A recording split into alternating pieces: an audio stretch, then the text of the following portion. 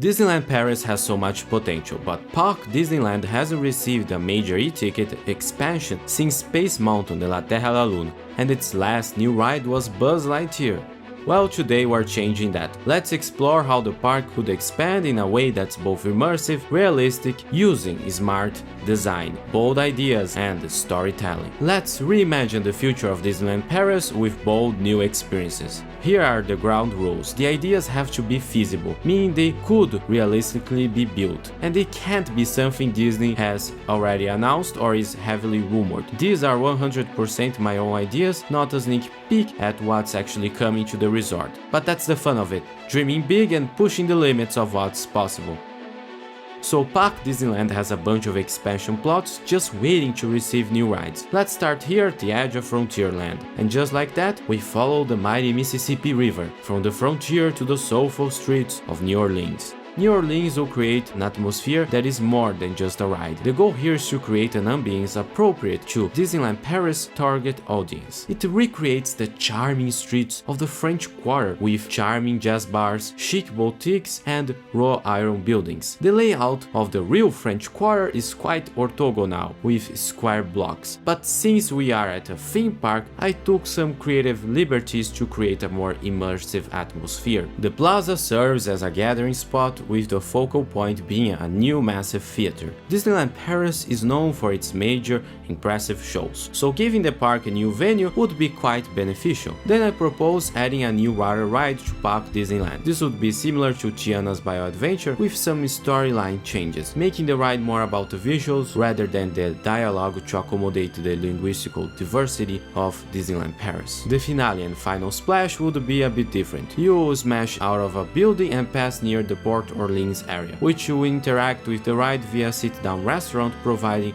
many picturesque views. With a new theater and new water ride, this new land I'm proposing sounds quite fun, but it's just the beginning. Beyond that, we have a brand new Mexican area with delicious food and authentic tight streets. The two mini-lands connect to each other. The transition will not be that jarring because of the Spanish colonial architecture. This land would feature elements from the hit Disney Pixar film Coco, with a large carousel hidden within the city block and a ride similar to the one coming to Disneyland. This expansion would bring fresh energy to Disneyland Paris while staying true to its artistic and cultural strengths. By focusing on atmosphere, dining, and highlighting themed attractions, these additions wouldn't just add rides, they would create spaces that feel alive, inviting guests to explore, relax, and feel truly immersed. By creating this new land at the edge of Frontierland, we may also accommodate a new ride in Frontierland proper. This is a land that has lost two major rides, the canoes and the keelboats. So I propose utilizing this space to create something DLP is missing, to create something Disneyland Paris is missing, a roller coaster for the little ones, those who can't ride Big Thunder Mountain. We can use a classic Vekoma Junior coaster model, but what would be the theme and story of said ride? Well, let's take advantage of the Junior Woodchucks. The classic Disney Ducks comics are a fan favorite in Europe, with arguably the best issues being written by Italians. So who better than the Junior Woodchucks themselves to bring in some atmosphere to this park? The ride can take place inside a mine shaft, disguising the lift hill as you try getting your Perseverance badge. Beyond this, we have a little Pueblo town to transition between Frontierland and New Orleans Square. Going back to the Coco neighborhood, a new pathway will connect to Adventureland. Here, we'll reach my next idea. It's time to rediscover the lost civilization of El Dorado with Indiana Jones. Entering a Central America Colombian-inspired streetscape, we see a family roller coaster similar to Big Grizzly Mountain at Hong Kong Disneyland, replacing Indiana Jones and Le Temple du Péril. This ride would feature a suspenseful moment where the train goes backwards. Right next to the coaster, we have a quick service restaurant that functions as a base camp. The main focal point of this imaginary expansion would be a clone of Indiana Jones' adventure, but the backstory here would be different. Themed after the legendary and mostly fictional lost city of El Dorado, here guests rediscover the real story of El Dorado. This lost civilization was powerful and quite advanced. However, their ambition and greed for gold ultimately sealed their fate. The city was built on shaky ground, and after acquiring gold for generations, it simply became too heavy, and the civilization collapsed literally. The themes of the ride will reflect the themes of Indiana Jones, as our main hero here will realize that the gold of El Dorado is better left alone instead of in the hands of greedy treasure hunters and wrongdoers. The design of this idea showcases some important theme park design principles. First off, we have a focal point with the Pyramid of the Lost City of El Dorado, and a keyhole element with this gate inspired by Guatemala. We have some kineticism with the coaster. In fact, since we added a new restaurant, we could replace Colonel Harry's Outpost restaurant with the Encanto ride coming to Animal Kingdom. Next up, we move to Fantasyland, where I propose a new attraction here, taking advantage of this site right next to the train station, with a tunnel leading to a mysterious castle, with some mountains serving as a focal point, as the mountains also help hide the show building. When thinking about an IP or story to tell with this premise, what better than Beauty and the Beast? Welcome to Beauty and the Beast, the Enchanted Library. The attraction utilizes a trackless ride system within a themed environment, representing the Beast's library.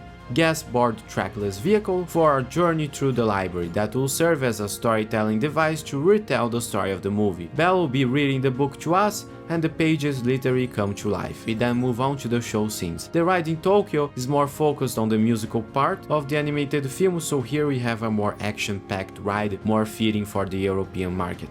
Next up, we're building a Little Mermaid attraction. This could be similar to the versions we have at Magic Kingdom and Disney's California Adventure. The attraction would feature vibrant show scenes, animatronics, and beloved songs, immersing guests into the story of the Little Mermaid. As for its location, this new addition would be placed on an underutilized plot of land, seamlessly integrating into Fantasyland, while enhancing the park's lineup of family-friendly dark rides. It would also create some sort of mini-land or neighborhood, creating a transition between Discoveryland and Fantasyland. Speaking of that, here's my controversial design for this video, replacing Buzz Lightyear Laser Blaster. But don't worry, I planned something quite cool. What if we brought back Le Visionary as a shooter dark ride? This attraction will serve as a sequel to Le Visionary, picking up where we left off. Here, the timekeeper is recruiting us to help stop anomalies in time. The blaster becomes a chrono meter, used to target and neutralize these temporal disturbances. The queue area is designed as the timekeeper's workshop, filled with intricate clocks, gears, and time travel gadgets. The ride vehicles are still the same,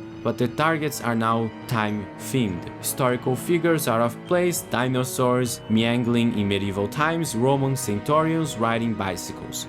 A futuristic cityscape is crumbling. The timekeeper reveals that the disruptions have created a butterfly effect, causing Jules Verne to never be born, leading to this dystopian future. But then, via projection effects, we fix the past, and this city is transformed into a beautiful vision of the future. We end with a message that the past is a foundation upon which we build our future, that we should make choices that will create a brighter tomorrow. The future isn't something that just happens to us, it's something we create. We have the power to shape a better tomorrow, one choice at a time. Now my friends, this video was created as a celebration of my channel. When I did my first armchair Imagineering video back in 2021, I could have never imagined the success it would have. And after that, all I can say is thank you. Thank you for keeping this dream alive. Now, after learning so much about important design principles, I wanted to give you something truly special, as a way to show my appreciation. So this video is not just about my ideas, it's about showcasing these principles to you guys. Throughout the video, I've talked about concepts like focal points and storytelling, because I want you to think bigger. I want you to imagine how you would transform Disneyland Paris. Now let's talk about Walt Disney Studios or Disney Adventure World. This park is already getting a lot of expansion, Frozen, Lion King and more, but there is still room for improvement. But we must keep in mind that all of these ideas need to revolve around the concept of adventure. Let's start by replacing Cars Road Trip. Cars is a popular franchise, so we are not completely removing it from the park, we are just making it more engaging. How about a version of Radiator Springs Racers, but about the spirit of adventure? Let's travel on a road trip and discover incredible landscapes. Transitioning between the worlds of Pixar and Discoveryland, we could have a small street themed to Soul or Turning Red, or maybe a street celebrating Pixar shorts. Then, stepping into the Avatar universe, guests would experience a world shaped by water, fire, and ash, inspired by the latest films. Avatar is a perfect IP for this expansion. It embodies discovery, environmental beauty, and the thrill of the unknown. This isn't just an update, it's an invitation to journey across worlds. After the Lion King Land opens, Disney Adventure World will have 2 water rides, so a new Avatar water ride would be redundant. How about an inverted roller coaster and a simulator? While Flight of Passage is a fantastic ride, its show building is quite gigantic. The problem here is that the show building could be visible from Frontierland, creating some unwanted sightlines that would break immersion. To fix this, we need to carry the theme to the exterior. Let's move on to the resort as a whole. Let's build a new moderate hotel at the resort. There is this large plot of land where we can fit a large hotel. So what should be the theme of this hotel? All Disneyland Paris hotels have an Americana theme. I stretched this a little bit because how about we have a Quebec themed hotel? Still North America, so it works. This resort would celebrate the wilderness, history, and rich culture of Canada, blending rustic charm with European elegance. Picture a grand chateau as the focal point of the hotel, cozy houses, and a touch of Quebecois flair, aka a lot of boating. The massing of the building.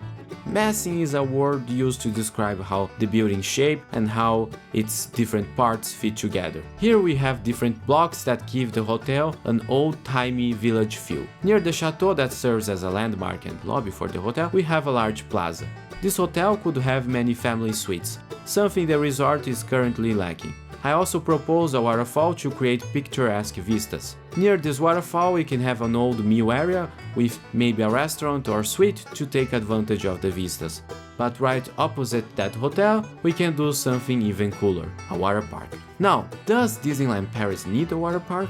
Well, you can argue we already have Villages Nature that has a water park inside, so a new water park could potentially cannibalize that. However, I argue most guests staying at Disneyland Paris' various resorts don't travel to Village Nature, so this water park would serve a different audience. With that out of the way, how would this water park actually look like?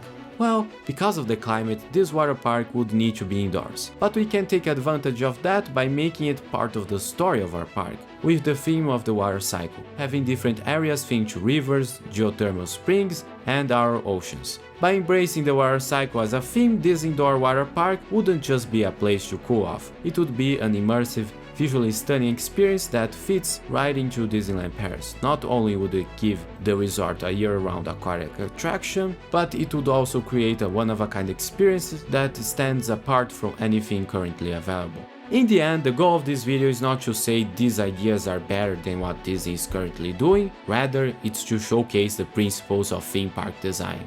Now it's your turn. How should Disneyland Paris expand?